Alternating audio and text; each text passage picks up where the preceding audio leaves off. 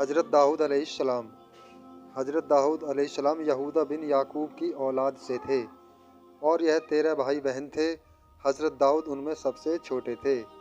बदन भी बहुत ही हल्का था, देखने में कोई खास खूबी नज़र न आती थी। पेशे के लिहाज से भी एक चरवाही थे। वे हमेशा एक गोफन अपने पास रखते थे। जब हज़रत दाऊद जालूत से लड़ने के लिए मुकर्रर किए गए तो उससे पहले अल्लाह ताला ने हज़रत उस्माइल की तरफ वही नाजिल की कि जालूत का कातिल ईशिया के बेटों में से है और फलां जरह उसके तन पर फिट होगी। तो पैगंबर ईशिया के घर तशरीफ़ ले गए और उसके सब बेटों को तलब किया। बाप ने अपने 12 बेटों को हाजिर किया। यह सब एक से बढ़कर एक और बुलंद थे। यह जरह किसी के भी जिस्म पर बराबर न बैठी। तब हज़रत उस्माइल ने पूछा, तुम्हारे कोई और बेटा हो तो हाजिर करो।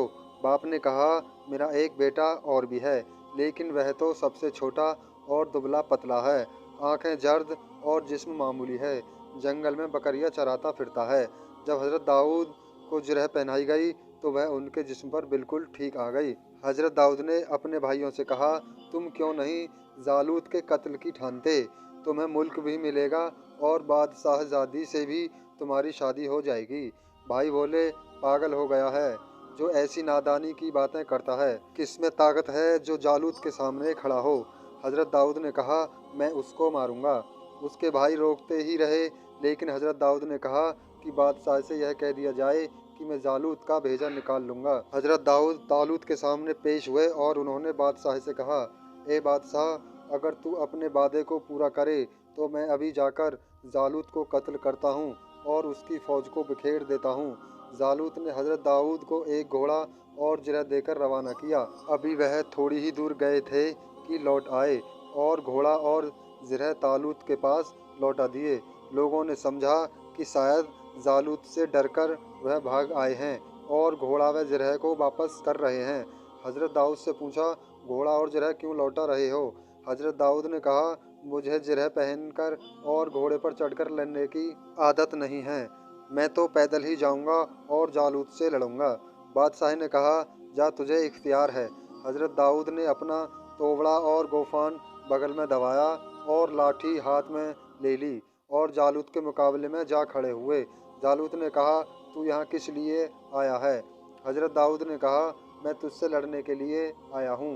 मैं तेरे सर का भेजा निकालूंगा। जालूत ने हंसकर कहा, तू किस हथियार से लड़ेगा? तुझमें जितनी ताकत है ये लाठी मार। हज़रत दाऊद ने अपने तोबड़े में हाथ डाला और पत्थर निकालकर गोफान में रखा और खुदा का नाम लेकर जालूत के सर में ऐसा मारा कि जालूत का ताज सर से नीचे गिर पड़ा और पत्थर का एक टुकड़ा उसके दिमाग को तोड़ता हुआ पीछे गिरा। हज़रत दाऊद ने जोर का नारा लगाया, दुश्मनों पर रौब छा गया। हज़रत दाऊद ने जालूत का सर उसके तन से काटकर अलग कर दिया।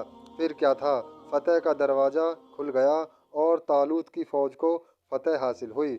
कुछ दिनों के बाद हज़रत दाऊद ने बादशाह से कहा कि अपना वादा पूरा करो। इसके बाद बनी इसराइल के बुजुर्ग लोग अपने पैगंबर के पास पहुँचे और फिर बादशाह की बेटी हज़रत दाऊद के निकाह में आईं। हज़रत दाऊद की शोहरत आम हो गई। लोगों के दिलों में उनकी मोहब्बत पैदा हो गई। तालूत के मरने के बाद बनी इसराइल की सल्तनत हज़रत दाऊद के हिस्से में आ गई और छोटे बड़े सब ने उनके हुक्म पर चलने का फैसला किया। दोस्तों, यह वाक़या आपको कैसा लगा कमेंट करके हमें ज़रूर बताएं। वीडियो को लाइक और चैनल को सब्सक्राइब ज़रूर कर लें, क्योंकि इस तरह की वीडियो हम हमेशा आपके लिए लाते रहेंगे।